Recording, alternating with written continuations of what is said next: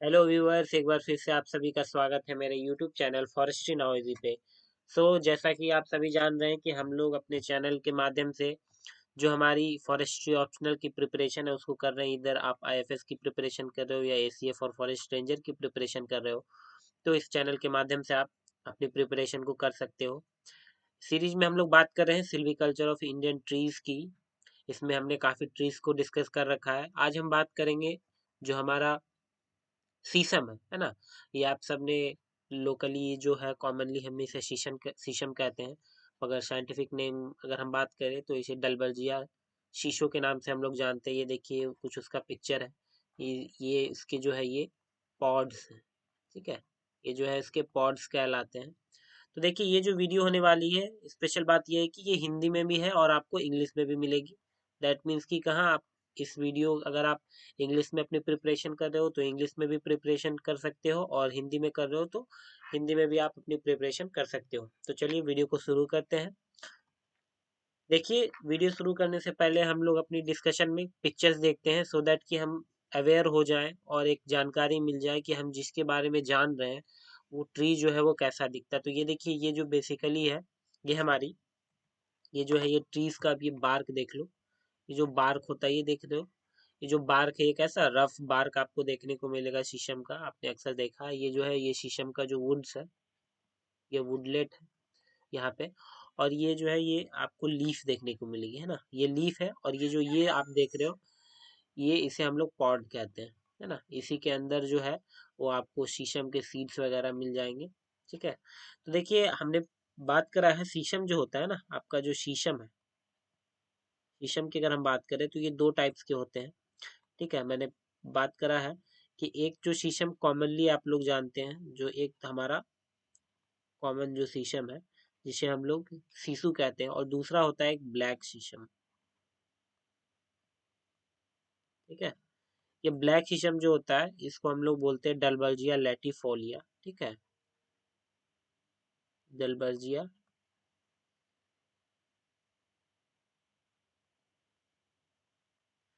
जो ब्लैक शीशम है उसको हम लोग डलबर्जिया लैटिफोलिया बोलते हैं, और जो कॉमन सीसो है उसे हम लोग डलबर्जिया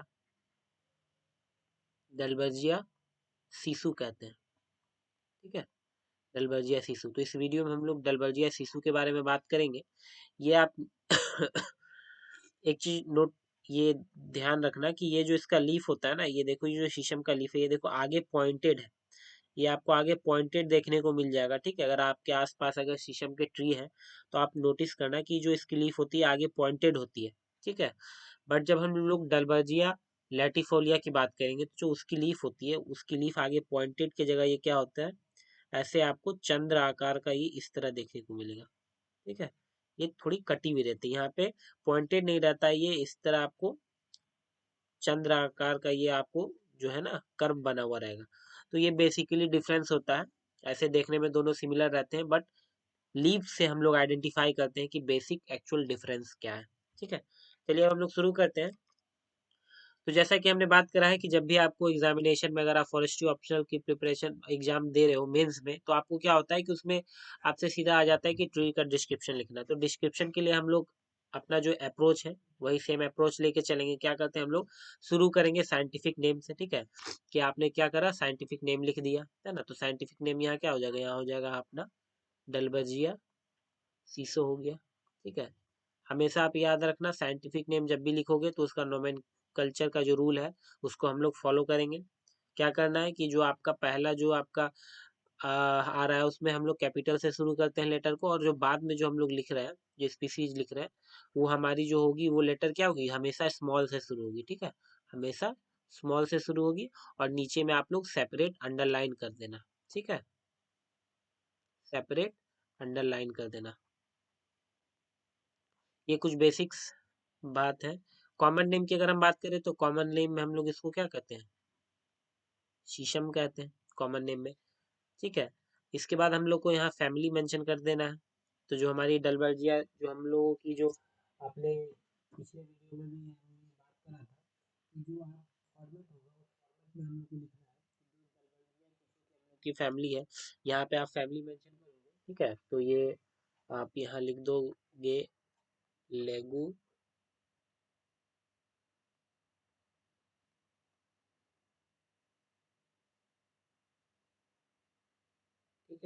तो आप ये लिख दोगे लेगुमिनेसी फैमिली से बिलोंग करता है ना। तो ये होगी हम लोगों की शिशु है उसकी फैमिली हो गई। इसके बाद हम लोग बात करेंगे कि डिस्ट्रीब्यूशन की, ठीक है।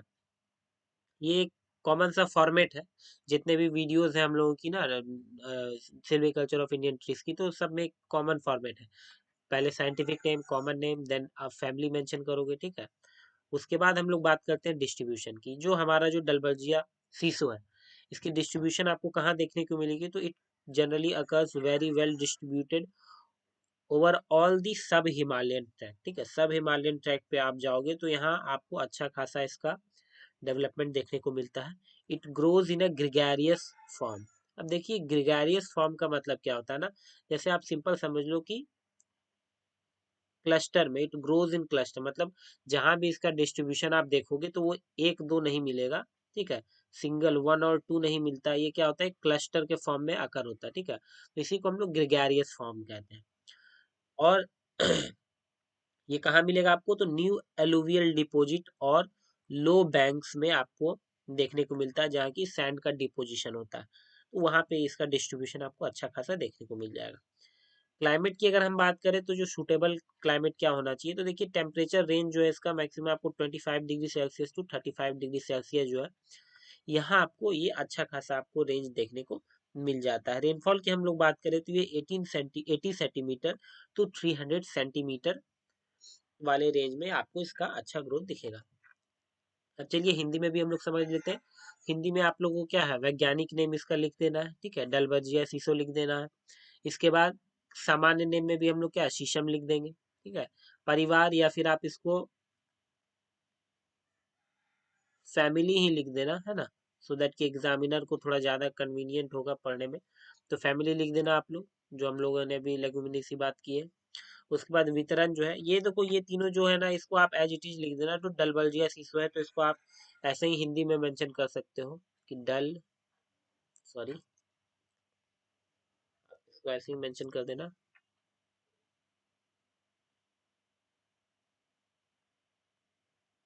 डलबर्जिया ना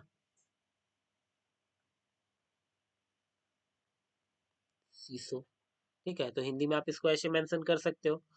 ये हो गया। उसके बाद आप वितरण पे आ जाओ। वितरण क्या है, तो देखिए वितरण की अगर हम लोग बात करें तो वितरण में देखिए ये पूरे उप हिमालय, ठीक है, सब हिमालयन ट्रैक में जो मैंने लिखा उप हिमालय क्षेत्र में अच्छी तरह से वितरित होता है।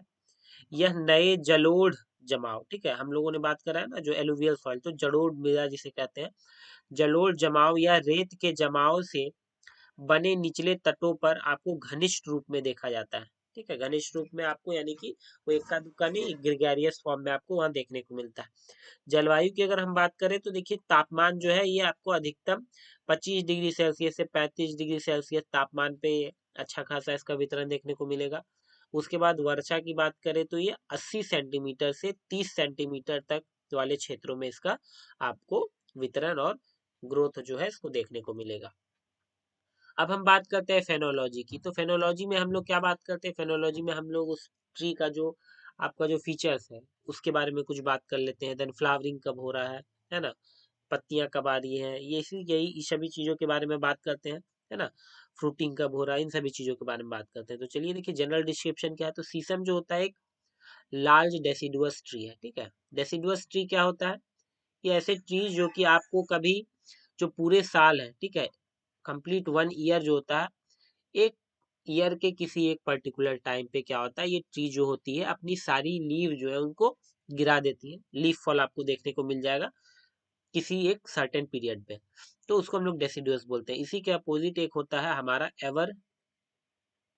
Evergreen tree. एवरग्रीन ट्री क्या होता है कि आप साल में इसको कभी भी देख लो, कभी भी ये क्या होता है आपका कंप्लीटली जो है आपका लीफलेस नहीं होता, ठीक है। दैट मीन्स कि हमेशा कभी ना कभी आप कभी भी देखो इसमें थोड़ी मोड़ी पत्तियां रहेंगी ही तो रहेंगी, कंप्लीटली लीफलेस नहीं रहता है। तो इस ट्री को इसलिए हम लोग एवरग्रीन बोलते हैं। दैट मीन्स हमेशा एवरग्रीन, दो जो वर्ड से मिलके बना है, एवर हमेशा ग्रीन रहता है, ठीक है। इसी तरह देखिए हाइट अगर हम लोग बात करें तो जनरली ये 30 मीटर्स हाइट के आसपास आपको देखने को मिल जाएगा, जो फेवरेबल 13 सॉरी ये लार्ज डेसिडुअस ट्री होता है और इसकी जो हाइट होती है 30 मीटर के अराउंड आपको देखने को मिल जाएगी, ठीक है। अगर फेवरेबल कंडीशन वहाँ हो रहा है तो 30 मीटर तक ये जाता है, हाइट गेन करता है। रूट्स की अगर हम लोग बात करें तो देखिए, फेनोलॉजी में हम लोग अब तक जितना भी बात कर रखा था तो हम लोग रूट्स के बारे में नहीं मेंशन किए थे, बट मैंने आपको बताया कि जब भी किसी ट्री का हम लोग जब सिल्वीकल्चर कैरेक्टरिस्टिक मेंशन करते हैं तो जो उसमें स्ट्राइकिंग फीचर्स होते हैं, जो उसकी स्ट्राइकिंग फीचर्स होती हैं, ठीक है, स्ट्राइकिंग फीचर्स आप कह लो या फिर यूनिक फीचर्स होती हैं, उनको हम लोग मेंशन करते हैं। जैसे कि टीक के केस में हम लोग जब प्लांटेशन की बात कर रहे थे उसमें हम लोगों ने देखा था स्टम्प प्लांटेशन, ठीक है, तो वो इम्पोर्टेंट हो जाता है। इसी तरह जो आप जब शीशम के बारे में हम लोग बात करेंगे तो यहाँ पे रूट के बारे में मेंशन करना जरूरी है, क्योंकि इसका जो रूट होता है ये क्या होता है, डायमोर्फस इन नेचर होता है। डेट मीन्स कि क्या, यहाँ पे जो रूट्स होती है ना, ये रूट जो होती है इसमें टू डिस्टिंक्ट फॉर्म होती है, टू डिफरेंट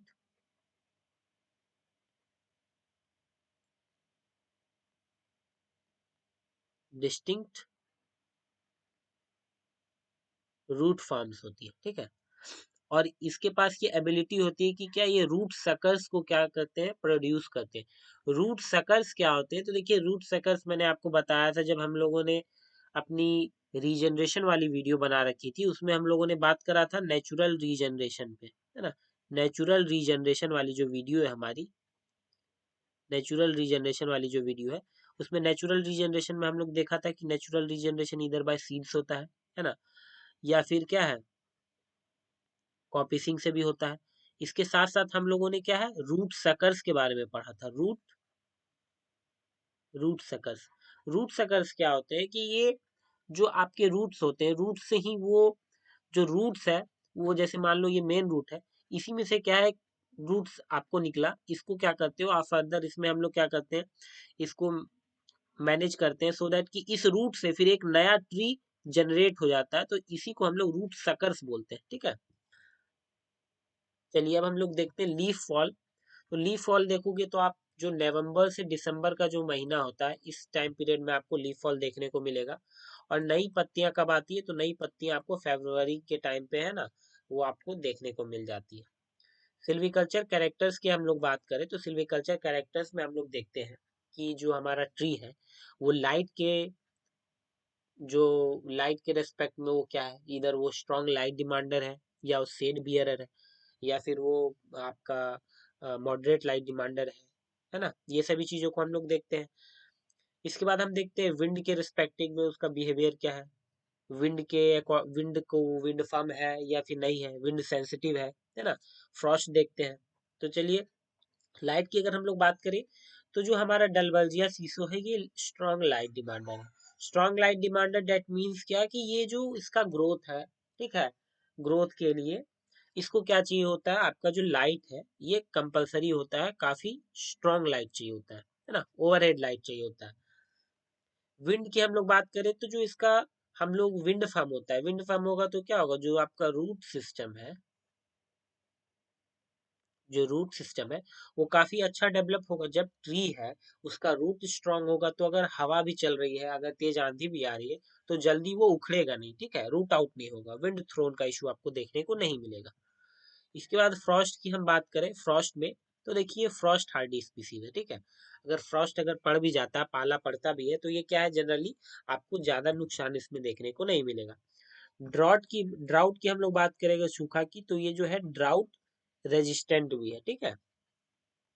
अब हम लोग हिंदी में देख लेते हैं, देखिए हम लोग फेनोलॉजी को एज इट इज फेनोलॉजी लिख देंगे, ठीक है। सामान्य विवरण दैट मीन्स क्या कि जनरल डिस्क्रिप्शन क्या है ट्री का।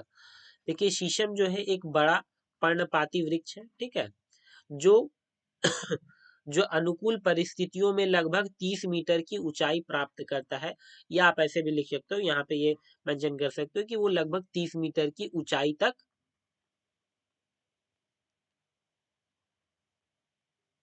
होता है या देखने को मिलता है, ठीक है।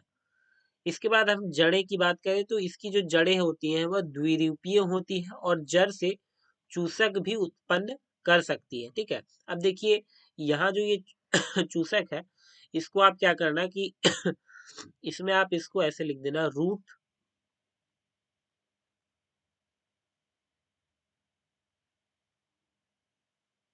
ठीक है, सकर्स लिख देना, रूट आप सकर्स को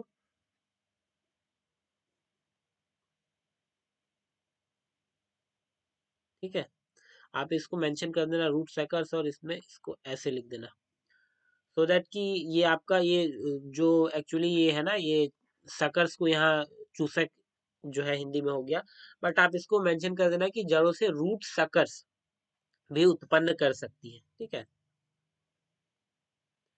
पत्ती गिरना जो है ये आपको नवंबर से दिसंबर में देखने को मिल जाएगा।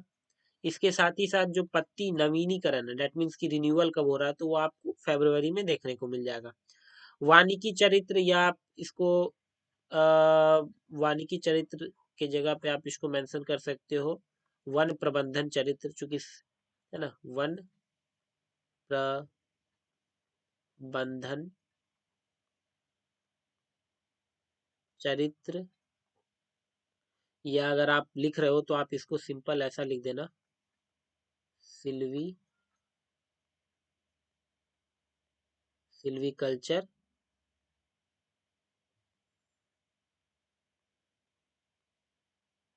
कैरेक्टर। ठीक है, तो आप ये भी लिख दोगे तो कोई दिक्कत नहीं, सिल्वीकल्चर कैरेक्टर आप लिख दो, है ना। तो उसमें क्या है, प्रकाश जो है हमारा, तो ये मजबूत प्रकाश की मांग करने वाला है, दैट मीन्स ये स्ट्रॉन्ग लाइट डिमांडर है आपका, है ना। पवन की बात करें तो ये पवन स्थिर है, दैट मीन्स विंड फार्म है। पवन को क्या है, वो अगर हवा आ रही है तेज तो वो उखड़ेगा नहीं। पाला, दैट मीन्स फ्रॉस्ट, ये पाला सहिष्णु प्रजाति है। ठीक है, या आप ऐसे भी लिख सकते हो कि पाला के प्रति, पाला के क्या है, प्रति प्रतिरोधी है। ठीक है, दैट मीन्स कि क्या, ये पाला जो है सेंसिटिव नहीं है, ये फ्रॉस्ट रेजिस्टेंस है, पाला को ये झेल सकता है ना। सूखा में आप देखो, सूखा के प्रति भी ये क्या है, प्रतिरोधी है।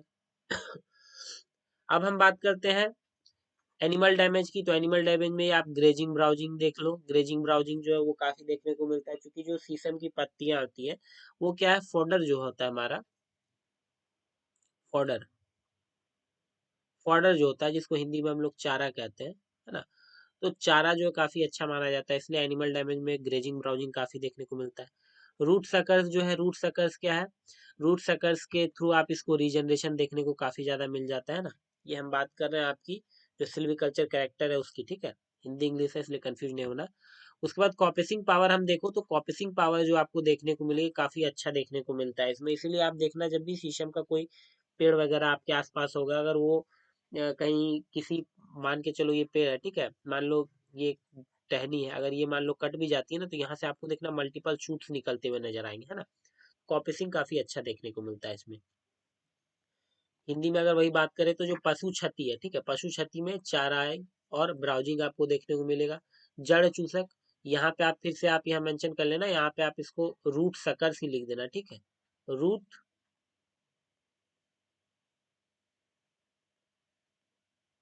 रूट सकर्स मेंशन कर देना। ठीक है, और यहाँ पे इसको भी हटा देना कि रूट सकर्स द्वारा पुनर्जनन प्रचुर मात्रा में होता है। ठीक है, पुनर्जनन डेट मीन्स आपका रीजनरेशन जो है। ठीक है, कॉपिसिंग शक्ति की हम बात करें तो अच्छी कॉपिसिंग आपको देखने को मिलेगी, है ना।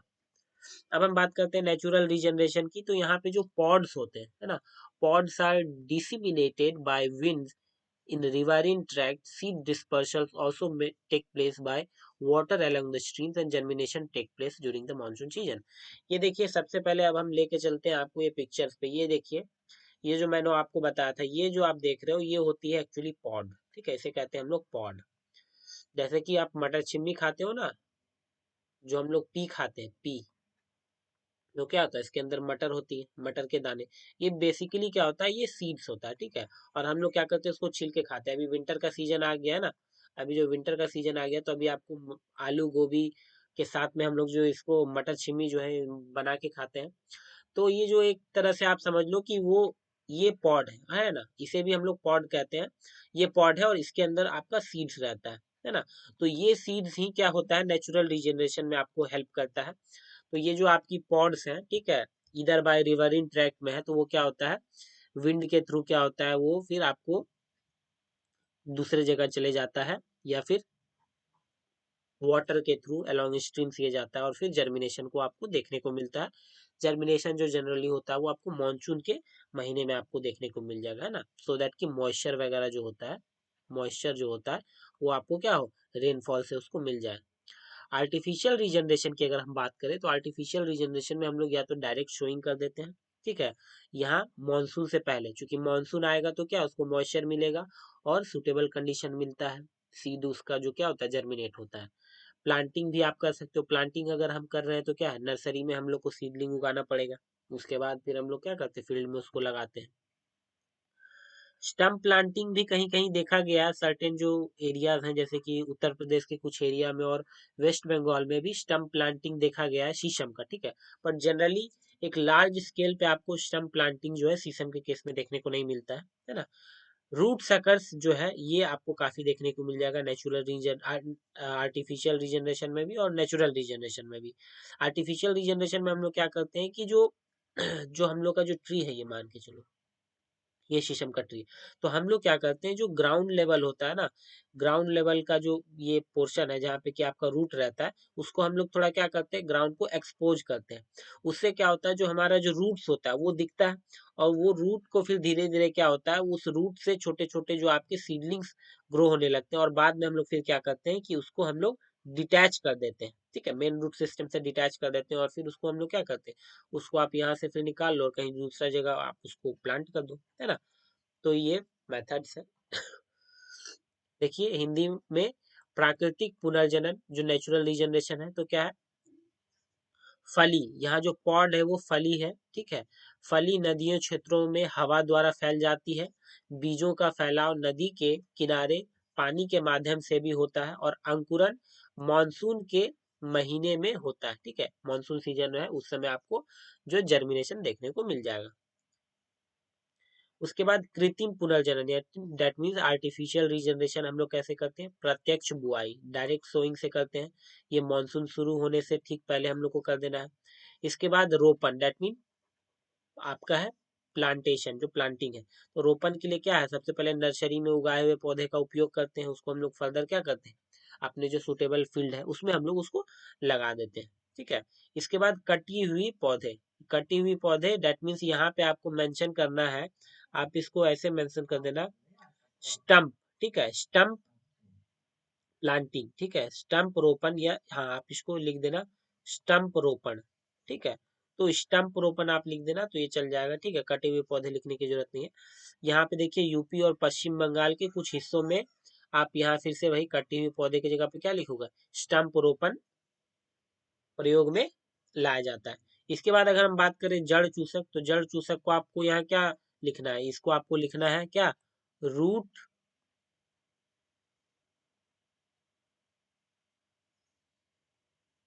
रूट सकर्स आपको मेंशन करना है, ठीक है, रूट सकर्स आप लिख दो। तो रूट सकर्स जो है जड़ों को उजागर करने के लिए जमीन के स्तर पर पेड़ों की कटाई रूट सकर्स के उत्पादन के लिए सहायक होती है, ठीक है, तो आप इसको ऐसे मेंशन कर लेना। इसके बाद हम लोग बात करते हैं मैनेजमेंट एंड सिल्वीकल्चरल सिस्टम की, दैट मीन्स कि जो हम लोग का शीशम है इसको जो हम लोग कल्टीवेट करते हैं, उगाते हैं, तो किन किन सिस्टम जो है उनको हम लोग कंसिडर करते हैं सिल्वीकल्चर सिस्टम। तो सिल्वीकल्चर सिस्टम पे हमारी सेपरेट सिक्स वीडियोस जो है ये बनी हुई है, जिसमें हम लोग आपका क्लियर फेलिंग सिस्टम हुआ, स्कॉपेज सिस्टम हुआ, स्टैंडर्ड सिस्टम हुआ, सिलेक्शन सिस्टम हुआ, इंडियन इरेगुलर सेल्फ सिस्टम है, सभी के बारे में डिस्कस कर रखा है, तो वहां भी आप उसको देख लेना, है ना। बेसिकली पंजाब और हरियाणा में जो है कॉपीज विद स्टैंडर्ड सिस्टम का के अंदर जो आपके शीशम है उसको मैनेज किया जाता है ना। और जनरली जो है सिलेक्शन सिस्टम में हम क्या करते हैं, इसको मैनेज करते हैं। यूटिलाइजेशन की अगर हम लोग बात करें तो जो आपका शीशम का हर्टवुड होता है ये ब्राउन कलर का होता है, डार्क स्ट्रीक्स होते हैं, इसलिए कई बार इसको जो है डेकोरेटिव पर्पस के लिए भी यूज कर लिया जाता है ना। इसके अलावा जो मेन यूज उसका होता है, क्योंकि जो लकड़ी होती है काफी ज्यादा हार्ड होती है, स्ट्रांग होती है और ड्यूरेबल होती है, इसलिए इसके लिए क्या है, फर्नीचर वगैरह जो बनते हैं हम लोग का, ठीक है, फर्नीचर मेकिंग में हम लोग यूज करते हैं। इसके साथ ही साथ काठ जो होता है ना, उसमें काठ कैरियज में आपको देखने को मिलेगा। इसके साथ ही साथ एग्रीकल्चर इक्विपमेंट जो आपका जो हल वगैरह बनता है, ठीक है, आपका जो प्लगिंग वगैरह के लिए जो बनता है ना, हल वगैरह जो बनता है, हल हो गया आपका,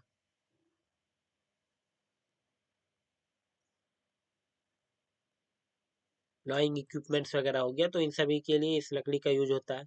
इसके साथ ही साथ गन वगैरह का जो आप देखोगे, गन वगैरह का जो बट्स वगैरह होते हैं उसमें, कैरियज व्हील में, इन सभी में आपको शीशम की लकड़ियों का यूज देखने को मिल जाता है, ठीक है। हिंदी में देखिए, हम लोग प्रबंधन और वानिकी प्रणाली की बात करें तो यहाँ पे है जो पंजाब और हरियाणा में क्या है, कॉपिसिंग से हम लोग, कॉपिसिंग और आपका कॉप मानकों के साथ कॉपिसिंग प्रणाली, ठीक है, जो आपका कॉपिस विद स्टैंडर्ड है, कॉपिस विथ स्टैंडर्ड्स, ठीक है, उसको हिंदी में हम लोग बोलते हैं मानकों के साथ कॉपिसिंग प्रणाली।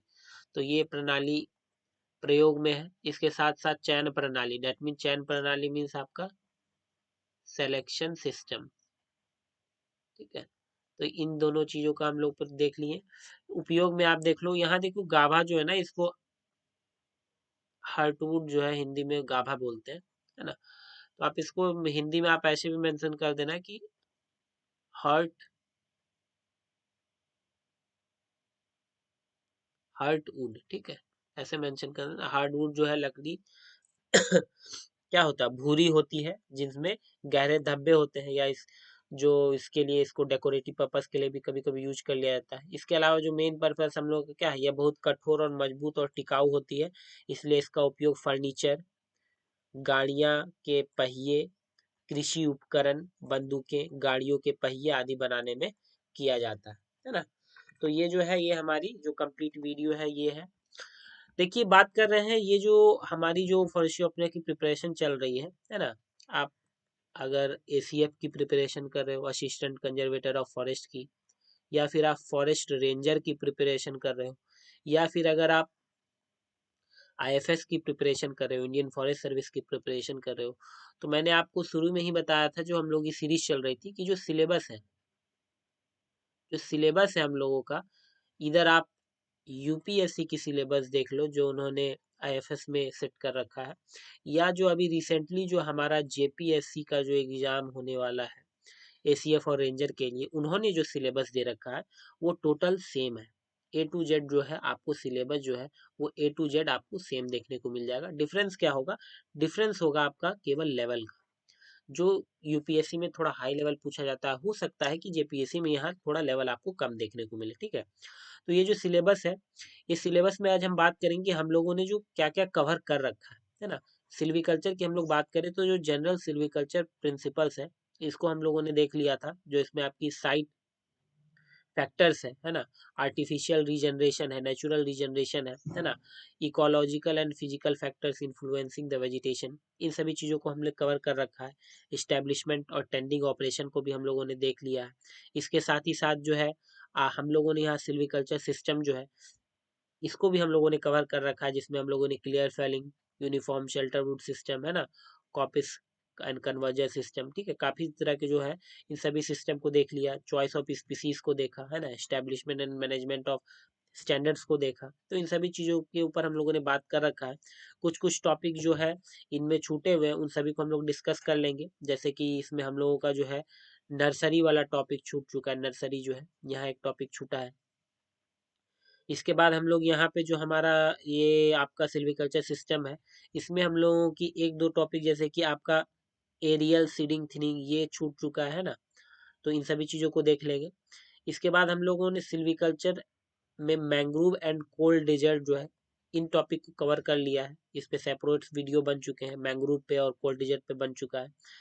इसमें अब चौथी टॉपिक्स को हम लोग कवर कर रहे थे, जो है सिल्वीकल्चर ऑफ इंडियन ट्रीज में। इसमें भी हम लोगों ने काफी स्पीसीज को कवर कर रखा है। देखिए यहाँ पे जो इन्होंने स्पीसीज दे रखी है, तो हम लोग उन स्पीसीज को ही पढ़ेंगे। जैसे कि देखिए यहाँ पे हम लोगों ने कौन कौन सा स्पीसीज अपना कवर कर रखा है। यहाँ पे है देखिए डलबर्जिया सीसो, है ना, डलबर्जिया सीसो जो है, इनको हम लोगों ने कवर अप कर लिया है। इसके साथ ही साथ जो हम लोगों की पाइन की स्पीसीज है, पाइन कहाँ चला गया देखिए, पाइनोसोरस बर्गाई है, ठीक है, फिर आपका वोलिचियाना है यहाँ पे। तो इन सभी चीज़ों को हम लोगों ने कवर कर रखा है। देन सीड्रस देवदारा है, इसको कवर कर रखा है। इन सभी चीज़ों को हम लोग कवर कर रहे हैं। तो सिलेबस वाइज जो है हम लोग का टॉपिक डिस्कशन चल रहा है फॉरेस्ट्री ऑप्शनल प्रिपरेशन की। तो जो लोग नए हैं, इस चैनल से जुड़े नहीं हैं, तो आप चैनल को सब्सक्राइब कर लें और बेल आइकन को प्रेस कर दें, सो दैट कि रेगुलरली वीडियोस जो है आप तक पहुंचते रहे, है ना। तो वीडियो पसंद आया हो तो वीडियो को एक लाइक जरूर कर दें, सो दैट कि हमें इसी तरह मोटिवेशन मिलते रहे और रेगुलरली आपकी प्रिपरेशन चलती रहे। Thank you and have a nice day.